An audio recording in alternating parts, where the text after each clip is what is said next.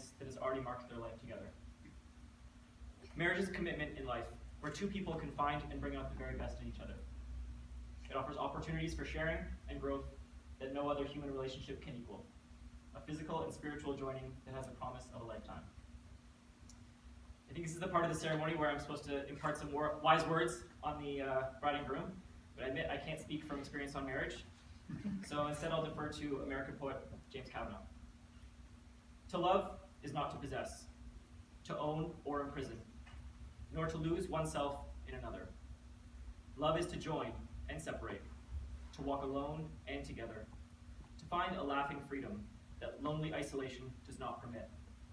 It is finally to be able to be who we really are, no longer clinging in childish dependency, nor jostling living separate lives in silence.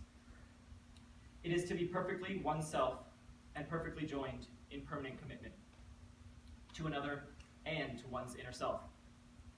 Love only endures when it moves like waves, receding and returning gently or passionately, or moving lovingly like the tide in the moon's own predictable harmony.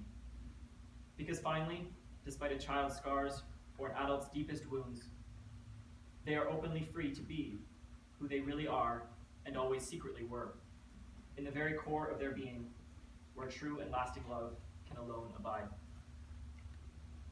Well, as I'm sure you know, Colin and Leslie just marked their 10-year anniversary. So Mark speaks for a very timely occasion of how they're wedding now. And they've asked me to share the story of how they met with all of you this afternoon. The fierce dinosaur was trapped inside his cage of ice. Although it was cold, he was happy in there. It was, after all, his cage. Then along came the lovely other dinosaur. The lovely other dinosaur melted the dinosaur's cage with kind words and loving thoughts. I like this dinosaur, thought the lovely other dinosaur. Although he is fierce, he is also tender, and he is funny. He is also quite clever, though I will not tell him this for now. I like this lovely other dinosaur, thought the dinosaur. She is beautiful, and she's different, and she smells so nice. She is also a free spirit, which is a quality I much admire in a dinosaur. But he can be so distant and so peculiar at times, thought the lovely other dinosaur. He is also overly fond of things. Are all dinosaurs overly fond of things? But her mind skips from here to there so quickly, thought the dinosaur. She is also uncommonly keen on shopping.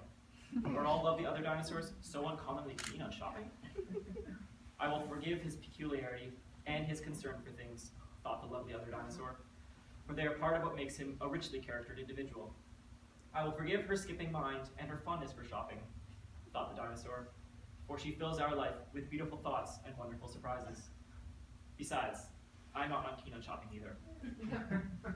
Now the dinosaur and the lovely other dinosaur are old. Look at them. Together they stand on the hill, telling each other stories and feeling the warmth of the sun on their backs. And that, my friends, is how it is with love. Let us all be dinosaurs and lovely other dinosaurs together, for the sun is warm and the world is a beautiful place. Okay, so maybe that's not exactly how they met each other. That's pretty close. By the way, I'd like to give credit to Edward Moncton for that lovely love story. Leslie and Kyle, I ask you both to remember that love, loyalty, and truth will always be the foundation of a happy and joyful home. To always remember the promises you are making today. No other words are more sacred than those you're about to exchange. Today, you dedicate your lives to giving one another happiness and support. Entering into the covenant of marriage is an act of deep trust and faith in the strength of your love. Your marriage must be based on the heartfelt and sincere acceptance of each other, as you are in each moment.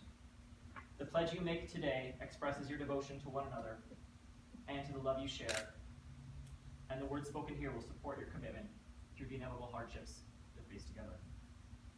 Today, in the presence of your families and friends and daughter, you pronounce your love for each other and make a commitment that will define the next phase of your journey. Please take each other's hands.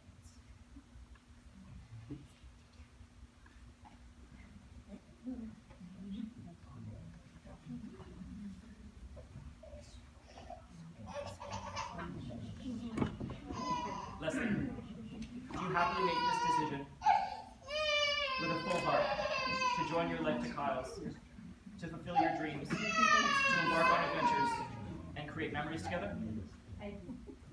Kyle, do you happily make this decision with a full heart to join your life to Leslie's, to fulfill your dreams, to embark on adventures, and create memories together? I do.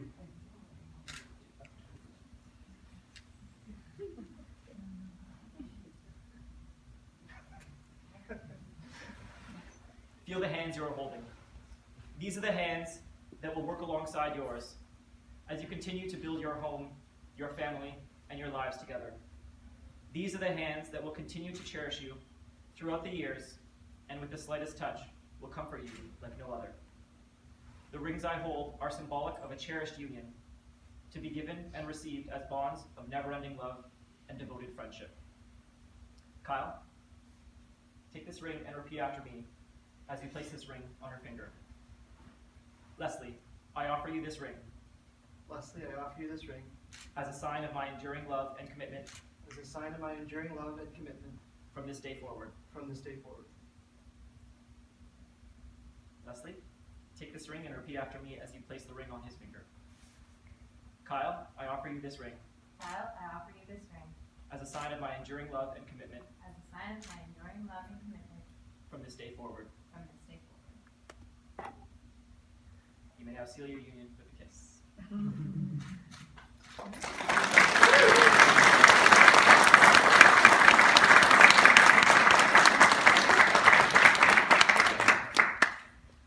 Thank you all for coming to celebrate this joyous occasion. I'll ask you to please stay in your seats for a few moments after the ceremony so the couple can get a group photo with everyone before we head on over to cocktail hour. Kyle and Leslie have asked me to include a final reading to conclude this ceremony this afternoon. The Amber Spyglass by Philip Pullman. I will love you forever, whatever happens, till I die and after I die. And when I find my way out of the land of the dead, I'll drift about forever, all my atoms, till I find you again. I'll be looking for you, every moment, every single moment. And when we do find each other again, we'll cling together so tight that nothing and no one will ever tear us apart. Every atom of me and every atom of you. We'll live in birds and flowers and dragonflies and pine trees, and in clouds, and in those little specks of light you see floating in sunbeams. And when they use our atoms to make new lives, they won't be able to just take one. They'll have to take two. One of you, one of me. Leslie and Kyle, today, in the presence of your family, your friends, and your daughter, you've spoken the words and performed the rites which symbolically unite your lives. It is my greatest joy and privilege to pronounce you husband and wife.